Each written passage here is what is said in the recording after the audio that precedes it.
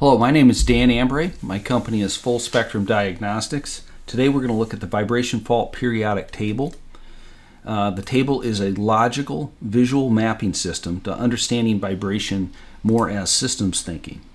We start with the full table of 35 common rotating machinery faults, and we approach it by several sorting mechanisms. The first one is to logically sort these faults for frequency content. This means we define how the fault relates to shaft rotating speed. If the fault is at shaft turning speed, it's synchronous. If it's an exact multiple of shaft speed, it's harmonic. If it's less than shaft speed, it's sub-synchronous. If it's not an exact multiple of shaft speed, it's non-synchronous. And finally, if the spectrum is pulsating, it might be due to amplitude or frequency modulation, and that's the fifth of our sorting mechanisms. Okay, our second sorting mechanism is the dominant directional response. If the blocks are red on the table, they indicate a radial response. If the blocks are yellow, they present an axial response. And if they're orange, they could be either radial or axial. And finally, we perform the recommended diagnostic. The diagnostics are phase analysis, time waveform, orbit analysis, transient analysis, and ultrasonic analysis. And this puts us in a position to see how we logically sort it down to the root cause problem. The direct coupled center hung fan is shown here. Our measurements are collected route style at positions 1, 2, 3, and 4, meaning that we're going to get axial, horizontal, and vertical measurements at each of those locations. We have a 4-pole AC induction motor, no VFD in this case. The turning speed is 1784. The motor has rolling element bearings. The fan has oil film bearings or journal bearings. And the fan has 12 blades. We can see right away there's something a little different in at position 4. That's where the peak exceeds the threshold. So we take all our data from our route collections, we go back to the office, we put it in the computer database, and the computer database compares the peaks that are generated with an alarm criteria. And that criteria is that red line that you see with all the peaks around it. In the case here, positions 1, 2, 3, and 4, there doesn't appear to be anything in the axial direction. Horizontal and vertical, we do see something slightly or halfway below turning speed of the shaft. So we see barely a 1 times showing up, but we do see a subsynchronous frequency that's at about 42% of turning speed. How do we determine this? We have our cursors. We can put our fault cursor on the lower peak, the subsynchronous peak, and it's at 749 CPM. We divide it by running speed, 1784, and we get 0.419 times running speed. So it's less than 1, it's subsynchronous, and that's the fault category that we're going to be looking at first. On the table, everything that's not subsynchronous is grayed out, with the exception of natural frequencies. That's in there all the time from amplitude or from mass and stiffness instead of an exact frequency. So we've determined that we have a subsynchronous fault. It's less than shaft turning speed. We're going to look at the directional grouping. And in this case, we remember that axial didn't have any problems, but the horizontal and vertical did at the position number 4 on the fan. We don't have really a color or directional grouping that is going to be beneficial.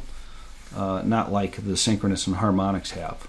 But we do have some faults we can eliminate that really don't apply.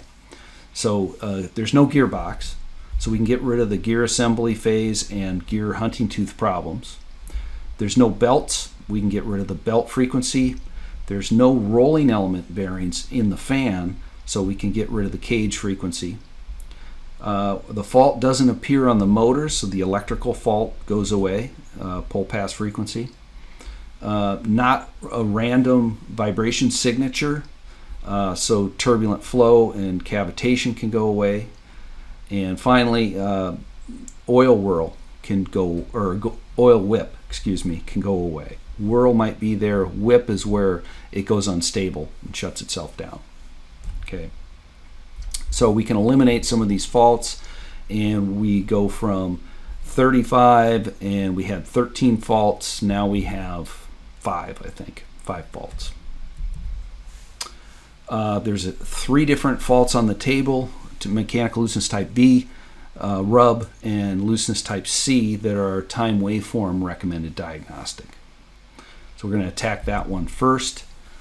We're going to compare the signatures. So our time waveforms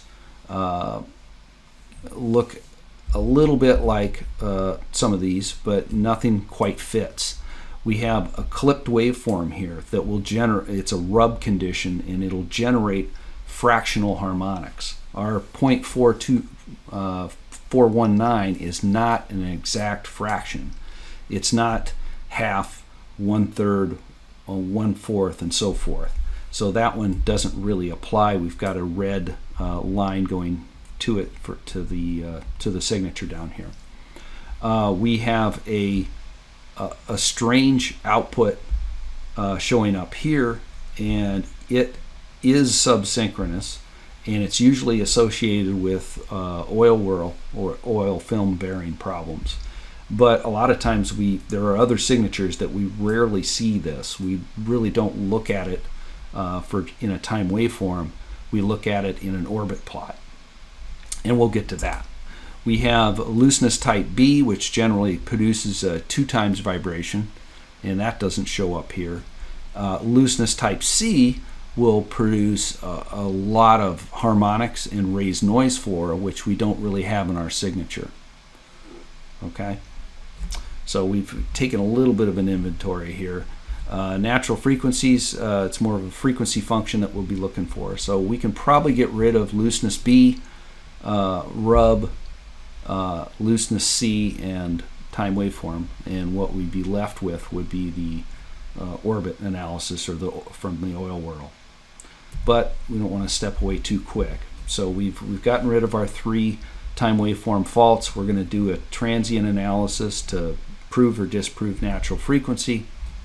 We have peaks and valleys, and if our 1 times RPM's right here, ours is a little close to half running speed, and so we're in the gully there, but the axial direction really wasn't a problem. It's just the horizontal and vertical.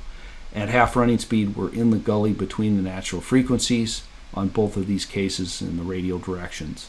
So it doesn't look like we have natural frequencies in the 0.4 to 0.5 times running speed range.